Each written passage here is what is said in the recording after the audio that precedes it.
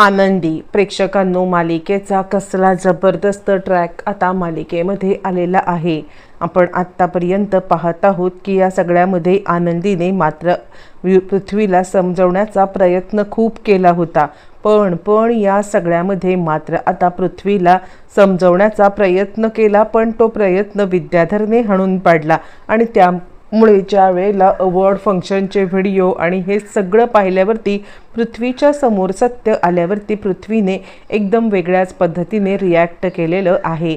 आणि वेगळ्या पद्धतीने रिॲक्ट केल्या कारणाने मात्र आता या सगळ्यामध्ये तो आता एकदम विचित्र पद्धतीने वागत असल्या कारणाने आनंदीने मात्र आईच्या अधिकाराने त्याचं थोबाड फोडत त्याला आता या सगळ्यामध्ये मालक साहेबांच्या विरोधात खरंच काही बोलू नको, कारण आता ते घर फोडणारे नाही आहेत तर घर तोडणारे आहेत।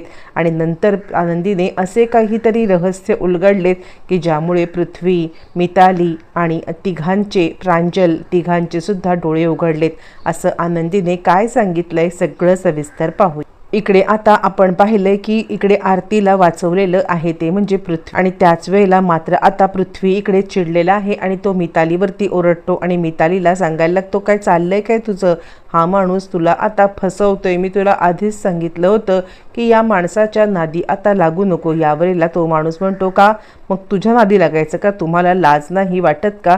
आता दोघं जण तुम्ही इकडे एकटेच राहता आहात आणि तुम्ही दोघं जण मात्र आता या रूम शेअर करताय, ते काही नाही आहे। मी सगळ्या ह्या बातम्या लीक करणार आहे की इकडे युगंधर निंबाळकर यांचा आता मुलगा एका मुलीला घेऊन आता आलेला आहे, तो म्हणजे इथे हॉटेलवरती, आणि दोघंच जण राहत आहेत। यावरती पृथ्वी चिडतो आणि खबरदार, मी खरं तर माझी बहीण मिताली हिच्यासोबत येणार होतो, पण काही कारणास्तव आमचं येणं कॅन्सल झाल्या कारणाने मी आता तिला घेऊन आलेलो आहे। आणि असं असताना जर का आता तिच्याबद्दल एक उणा पुरा शब्द जर का आता बोललात मग मात्र गाठ माझ्याशी आहे, असं म्हणत या सगळ्यामध्ये मात्र आता पृथ्वी इकडे त्याला चांगलाच दम देतो आणि आरतीला आता आरती उठल्यावरती फाटकन त्या माणसाच्या थोबाडीत देते। आणि आता इकडे या कारणासाठी आला होतात का? पृथ्वी मला तरी सांगत होता की या माणसाशी मीटिंग करू नकोस, तरी मीच मूर्ख ठरले आणि तुमच्यासोबत मीटिंग करायला आले, असं म्हणत चिडलेली मात्र आता आरती त्या माणसाच्या चांगलंच थोबाडीत देऊन त्यांना पोलिसांच्या ताब्यात। बरं, तोपर्यंत आरतीला घेऊन आता निघालेला आहे तो म्हणजे पृथ्वी, आणि पृथ्वी आता आरतीला सांगत आहे की मी इकडून निघालोय पण इकडे आता फार काही चांगलं घडलेलं नाहीये, असं म्हटल्यावरती मात्र आता आरती इकडे आता मिताली म्हणते, काय झालं? पृथ्वी घडलेला प्रकार सांगतो आणि मिताली सांगायला लागते, तू एक काम कर ना, तू ताबडतोब घरी पोच, मी सुद्धा घरी पोचते आणि आता मला जे काही समजले ना ते मी तुला सांगते।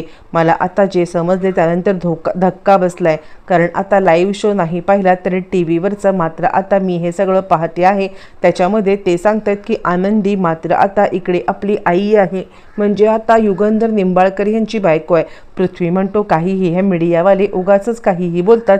यावरती मिताली सांगायला लागते, नाही पृथ्वी, अरे खरंच म्हणजे मीडियावरतीच नाही तर ती बायको या नात्यानेच त्यांच्यासोबत गेलेली आहे, तुला मी काही व्हिडिओ क्लिप्स पाठवते ते तू बघ, असं म्हणत आता मात्र इकडे आता पृथ्वी चिडली आणि त्यानंतर मात्र आता तो मितालीला सांगतोय, हे काय आहे? हा कसला व्हिडिओ आहे? हा कसला व्हिडिओ आहे आणि या व्हिडिओमध्ये काय दाखवतायत आणि काय सांगतायत? यावरती आरती म्हणते, असं काय करतोयस? इकडे यायच्या आधी आता या सगळ्यामध्ये तुला आता हे सगळं आनंदीने सांगितलं होतं ना? यावरती तो म्हणतो, काय सांगितलं होतं आनंदीने? आनंदीने मला सांगितलं होतं की आता ती इथे मोलकरीण आहे, ती हे घर सोडून जाणार आहे, एवढंच मला फक्त बोलली होती। यावरती आरती म्हणते, असं काय करतोयस? तुला वेळ लागले का? मी स्वतः ती चिठ्ठी लिहिली होती आणि मी चिठ्ठी लिहून तुझ्याजवळ दिली होती, कारण आनंदी मला म्हटली होती की काहीही झालं तरी सुद्धा ती चिठ्ठी मात्र आता इकडे लिहून दे म्हणून। असं म्हटल्यावर ती पृथ्वी म्हणतो, नाही काहीही बोलू नकोस, माझ्याकडे जी चिठ्ठी आली ती अजूनही माझ्याकडे आहे। पृथ्वी आता इकडे आरतीला चिठ्ठी दाखवतो, आरती सांगते, अजिबात नाही, आनंदीने या सगळ्यामध्ये तुला लिहून दिलं होतं, तुला सांगितलं होतं की आता तिचं लग्न कोणत्या परिस्थितीत झालं, काय झालं हे सगळं सांगून आता तिने हे सगळं तुझ्यापर्यंत पोचवलं होतं, कारण तिला तुझं मन दुखवायचं नव्हतं। यावरती मात्र आता तो तो ऐकायलाच मागत नाहीये कोणतीही कोणत्या सिच्युएशनमध्ये काय घडलं, कोणत्या सिच्युएशनमध्ये आनंदी आणि ह्यांनी लग्न केलं हे तो काही ऐकायलाच मागत नाहीये. आणि त्यानंतर तो सांगतोय मला आत्ताच्या आत्ता घरी जायचं आहे. मिताली आणि प्रांजल पुण्यावरून निघालेले आहेत आणि ते काही नाहीये. आपण आत्ताच्या आत्ता कोल्हापूरला तर मला काही बोलायचंच नाहीये. तरी मी विचार करत होतो की नक्की हे सगळं काय चाललंय.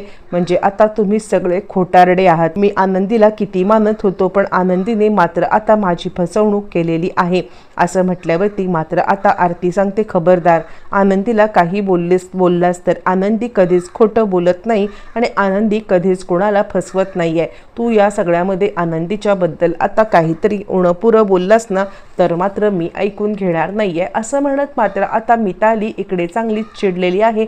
आणि चिडलेल्या मितालीने मात्र आता त्याला चांगलं इकडे आरतीने सुनावलंय. पण तोपर्यंत सगळे घरी आलेले माईदादा खूपच खुश आहेत. इकडे आता शिल्पा घर सोडून निघालेली असताना मात्र या सगळ्यामध्ये आता इकडे माईदादा तिला समजावतात, अगं युगंधरचा राग आता तिकडे फक्त हे झालेला आहे. इकडे आल्यावरती तो पहिल्याच शिल्पाताई कुठे आहेस असं विचारेल आणि तुला सुद्धा त्याची आता हे वाटतेच ना, त्यामुळे तू आता कुठेही जाऊ नकोस. हे बघ तो आत्ता येतच असेल. पण आता शिल्पा इकडे घाबरले.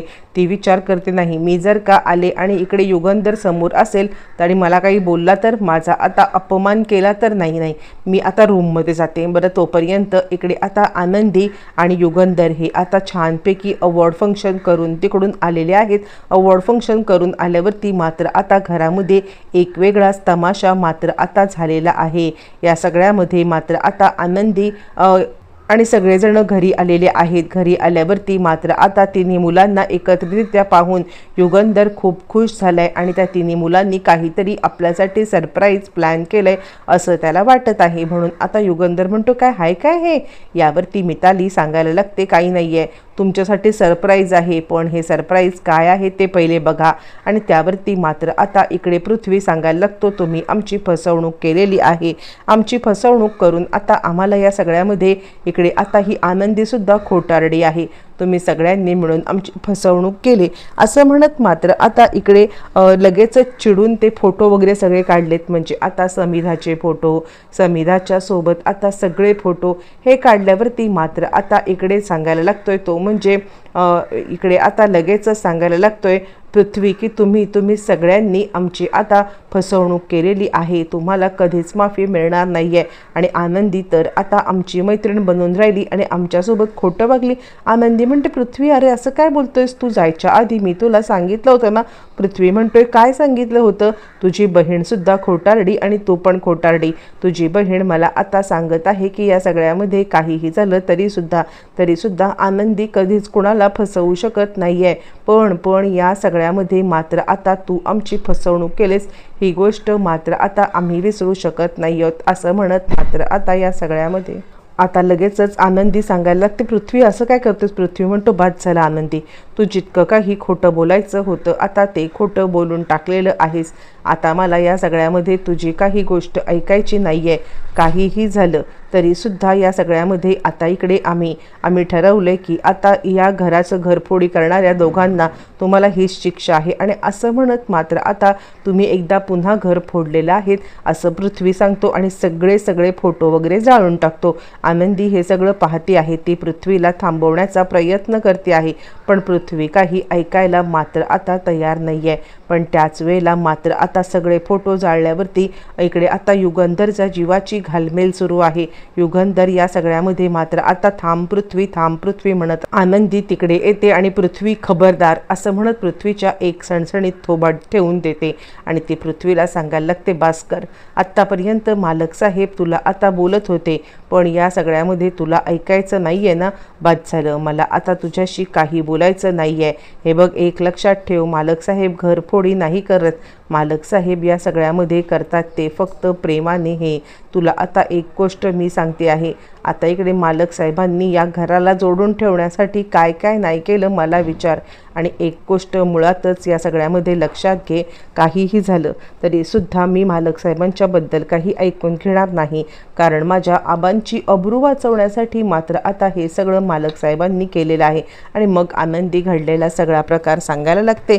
सगळा प्रकार सांगितल्यावरती मात्र आता पृथ्वी इकडे विरमलेला आहे आणि प्रांजल आणि मिताली सुद्धा आनंदीने थोबाड फोडत सत्याचा जो काही उलगडा केलाय त्याचा आता पॉझिटिव्ह परिणाम आपल्याला दिसत आहे।